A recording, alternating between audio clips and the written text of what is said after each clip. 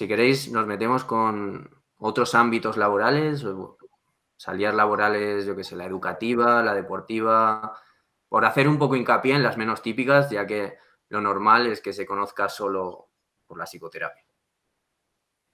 Vale. Es una sección un poco triste, pero vale. ¿Qué hay de, qué hay del sitio donde estás estudiado? O sea, ese ámbito al final. Eh, pues por introducir, yo estoy en una empresa, un departamento de recursos humanos, en el departamento de formación. Formación es una de las grandes vertientes que tienen las empresas mediante las cuales buscan la modificación de la conducta, aunque tan siquiera aparezca muchas veces esta reflexión, pero así es. Viene, por ejemplo, recogido en Luis López Mena, no acuerdo, Intervención psicológica en las empresas, que es el único libro que he encontrado gracias a mi mentora y maestra Carla da Rocha, con su web PsicoHR, que os la recomiendo a todos. Es pues, la única fuente que he encontrado en castellano para quien me pregunte al respecto a psicología aplicada al trabajo y las organizaciones, aparte de la revista especializada de psicología, que a ver, está bien, pero no habla de análisis de conducta, la verdad. Y bueno, pues en esta empresa básicamente, pues eso, realizamos formaciones en las cuales, como yo no tengo la batuta, pues muchas veces se cuela una pseudociencia pues, bueno, típica, pero pues mal de muchos, consuelo de tontos. Y bueno, pues pongo este ejemplo de mi situación personal como ejemplo de la situación generalizada en el mundo de los recursos humanos, que bueno, es básicamente que la psicología está ganando el lugar porque, bueno, es que esto es mi TFG, no me quiero poner muy pesado, pero básicamente el desarrollo histórico de la disciplina de la psicología, del trabajo y las organizaciones ha ido notoriamente separándose de centrar su objeto de aplicación en la producción propia, no dejándolo de lado, pero sí aumentando a dos objetivos de estudio, digamos, de esta disciplina, que son la propia producción, evidentemente, es la supervivencia de la empresa que te contrata, y el bienestar del ser humano. No tanto por una moral ni una ética individual benevolente, sino porque efectivamente, según pues, los estudios, pues repercute en la mera producción, se supone. Entonces, pues han aumentado eso en base a pues, estudios clásicos y por eso pues hay una presencia por parte de los psicólogos, una presencia se supone que más o menos emergente. El otro día estuve en una conferencia donde realicé esta pregunta al respecto de cómo estaba en España e internacionalmente la presencia de los psicólogos en departamentos. Y bueno, internacionalmente está distinto a en España, pero no me voy a meter ahí. Pero en España decían que estaba creciendo conforme a esto que concluyo anteriormente del capital humano.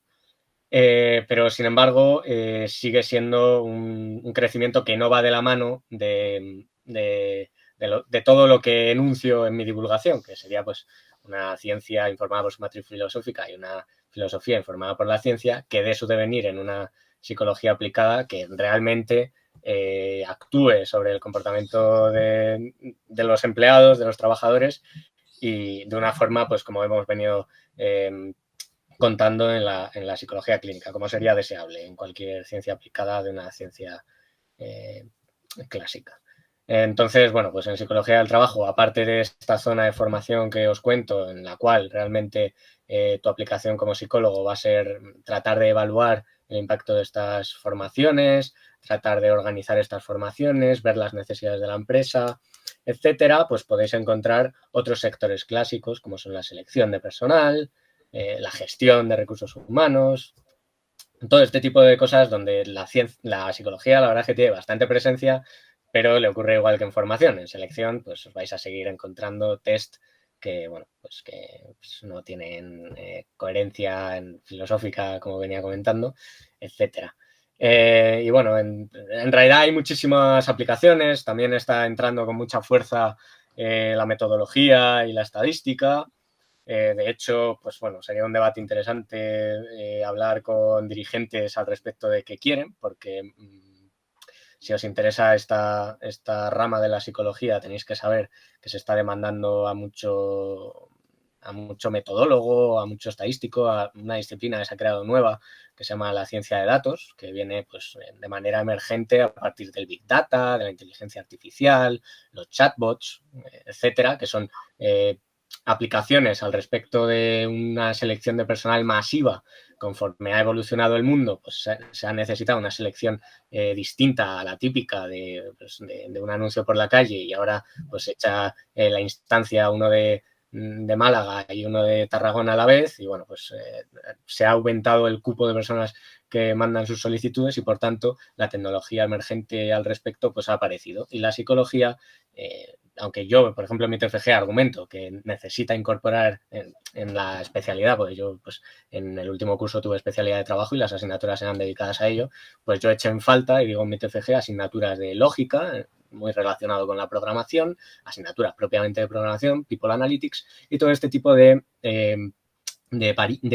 aplicaciones que no son solo propias de la psicología, sino del marketing, las ciencias computacionales, pues la publicidad del marketing que he dicho, la filosofía en cuanto a la lógica, etcétera. Entonces, por titular y no estar mucho rato hablando de esto, la psicología del trabajo y las organizaciones se encuentra en un estado en el cual sigue la inercia propia que ha tenido siempre de ser un lugar donde se demanda a veces trabajo, lo cual viene unido a la calidad del trabajo en nuestro país, que es muy mala para los recién titulados, pero que debido a estas revoluciones industriales emergentes, pues se ha visto un poco sorprendida en el sentido de que todavía no se ha adecuado todo su bagaje teórico a las exigencias del mercado, y por tanto creo que es pertinente avisaros de que yo lo voy a estudiar, yo voy a tratar de hacer carrera de ello y tal, pero está un poco complicado por estas exigencias que digo, que no son puramente psicológicas y para las cuales no estamos preparados. Entonces,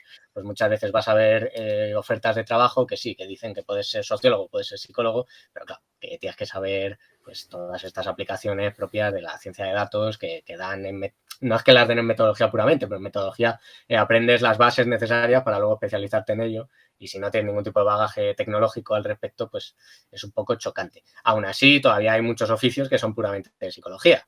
Al igual que cuando tú te formas ahora en recursos humanos, que me voy a formar, das mucho de derecho, bueno, mucho, no es mucho. No es mucho derecho laboral tampoco, o sea, no es suficiente como para decir que es mucho. Pero das distintas cosas, con lo cual puedes orientar un poco tu carrera dentro del Departamento de Recursos Humanos a distintos sitios. Lo suyo que es, en mi opinión, y ya termino, que el director de recursos humanos debería de ser una persona formada en el comportamiento humano, y que sea quien articula las actuaciones, pues ya sea del de selección de personal con metodología, que sí, que sabe utilizar muy bien sus medidas, sus métricas al respecto de lo que tenemos que seleccionar, pero bueno, que no sabe tanto sobre sesgos que podamos tener en la selección, no sabe tanto sobre las necesidades que pueda tener la empresa o qué viene mejor al resto de la plantilla que podamos incorporar.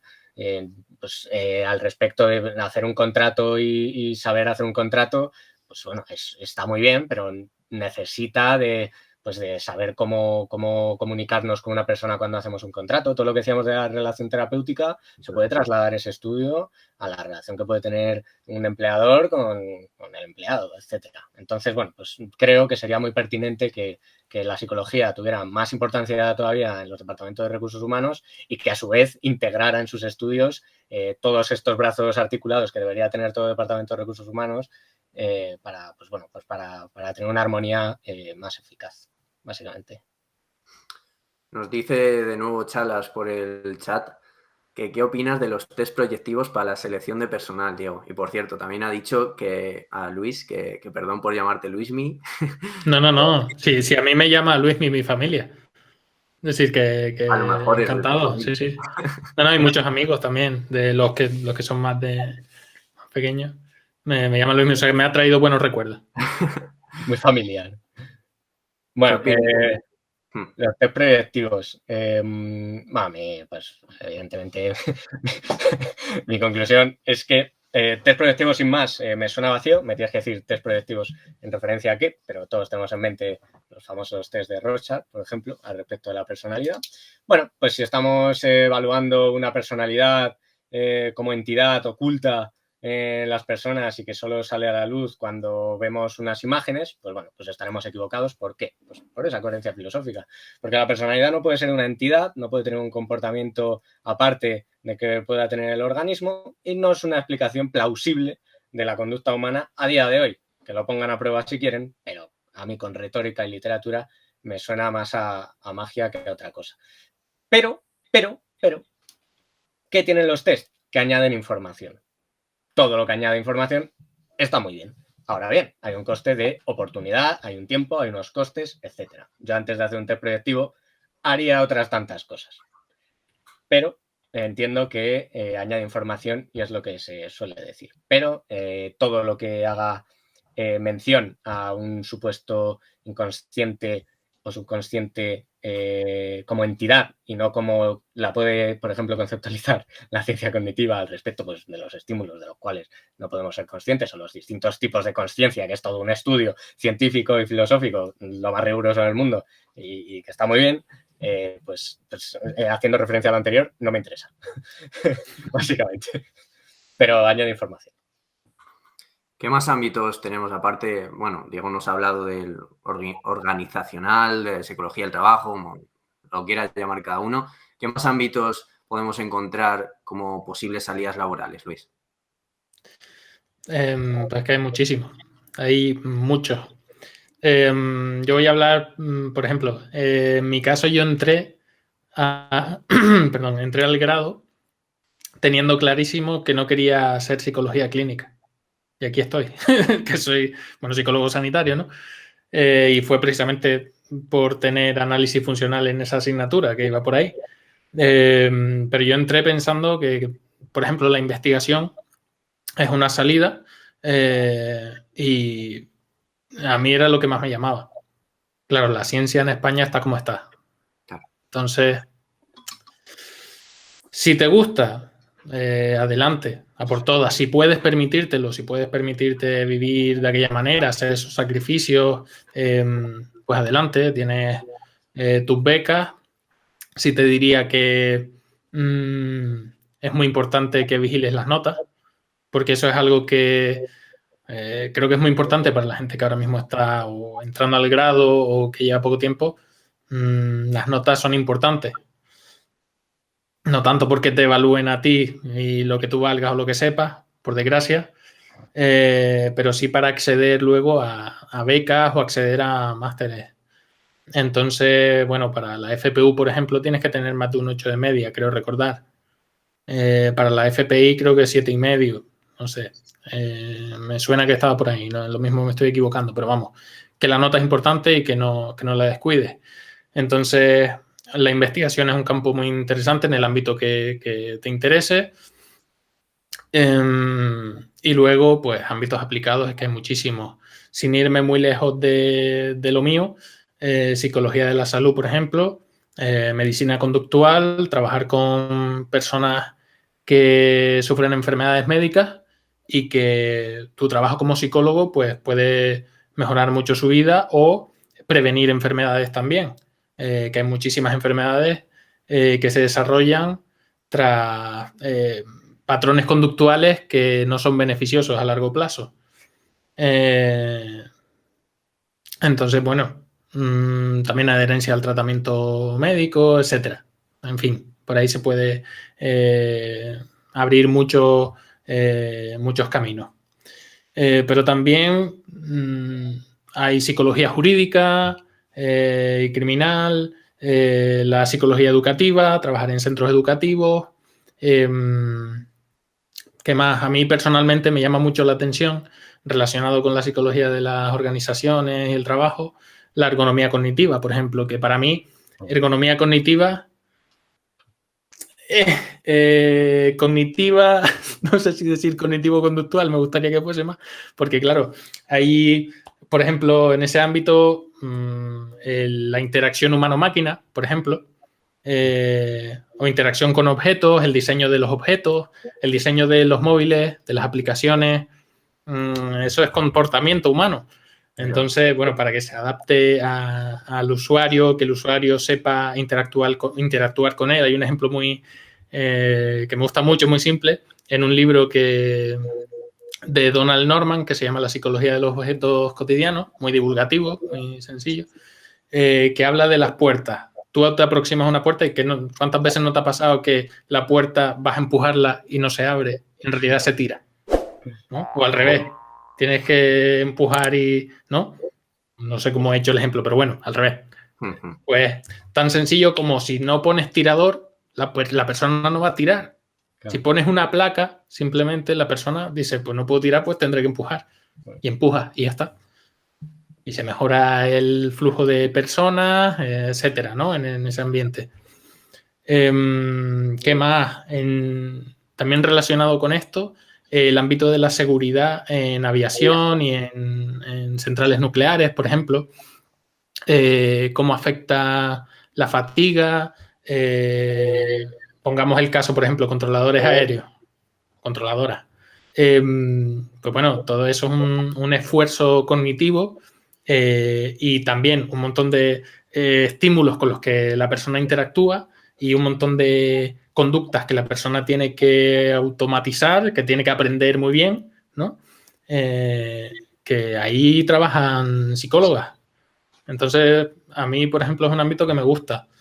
No sé, es que hay muchísimos más. Psicólogos sociales, psicología comunitaria. Del deporte. Psicología del deporte. Psicología del deporte, por ejemplo, no solo en la élite, sino lo que más hay es trabajo en la base, ¿no? Con jóvenes, ¿no? Con niños. No sé, eso creo que es bonito también. Y, por supuesto, también de élite. No sé, es que hay infinidad, es que hay muchísimos y en el grado es muy poco. Sí, es que en realidad puedes actuar allá donde esté un organismo comportándose. Es que realmente los psicólogos, lo de la investigación que decías es una pena porque es que los psicólogos tenemos muchísimo que aportar en muchísimas cosas, porque además, como estamos en esta situación histórica, o sea, yo veo pertinente aportar a la neurociencia, como por ejemplo la cognición mínima, que, bueno, no por extenderme mucho, pero pues pone en jaque, digamos, que la cognición solo sea propia de organismos que estén en sistemas nerviosos. También la psicología es muy pertinente en la filosofía para actualizar toda esta filosofía de la mente que mencionaba al respecto de Putnam, o de revivir, pues, tertulias que son necesarias por su devenir político y sus conclusiones, como hablábamos, por ejemplo, con el DSM o con todas las polémicas que estamos teniendo recientemente al respecto de las adicciones. Tenemos una gran carga importante en nuestra relación con la política, en la psicología comunitaria, en el sentido de todas estas redes de apoyo que podamos articular y de la despsicologización que mencionaba, ¿quién lo mencionó en este programa en Engrama? Freisa iba que lo mencionó, lo de psicologizar, tiene mucha relación con la política y con la sociología. Y cuando han mencionado lo de la ergonomía, mi profesor de percepción me mataría, porque también me dio ergonomía y es la leche esa asignatura, se relaciona mucho con la PRL, que es otra salida más o menos que tienen los psicólogos, que hay 4 especialidades de prevención de riesgos laborales. Te puedes sacar 3, porque hay una 4ª reservada a los médicos.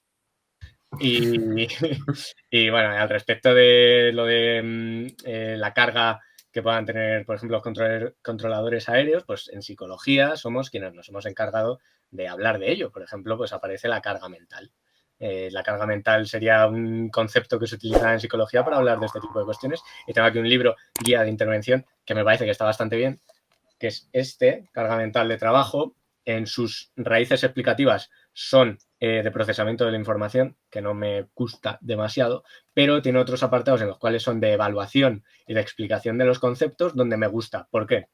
Porque, por ejemplo, carga mental no viene explicado de una forma reificada, es decir, dándole un tinte de cosa a algo abstracto, ¿vale? Hipostasiar o reificar. Sino que viene, pues, joder, que carga mental es simplemente que el cajero se tira haciendo operaciones matemáticas 8 horas y acaba reventado, muchachos. Habrá que hacer descansos, habrá que variar las tareas para que no sean monótonas, etcétera. De eso se encarga de estudiarlo el psicólogo. Nadie más. Es que nadie más. O sea, es que tiene su lugar específico. No es que lo estudien muchos y digan, bueno, pues que lo haga el psicólogo, que no tiene nada que hacer. No, es que es el psicólogo. El neurocientífico no se preocupa de esto. Se preocupa de si se activa la fibra B cuando tenemos miedo. Pero no de, por ejemplo, los problemas al respecto del miedo. de qué pasa con los estímulos fóbicos, etcétera. Entonces, bueno, este libro, que no lo he dicho, por si lo busquéis, porque en cámara no se verá, es de Dolores Díaz Cabrera, Estefanía Hernández Fernández y Gladys Rolo González. Y la verdad es que me parece muy interesante y de hecho es una de las salidas que me estoy pensando porque hay mucha física, hay mucha ciencia en la PRL y está bastante bien. De hecho, es una de las asignaturas con las que más a gusto me quedé en el grado. Estuvo muy guay.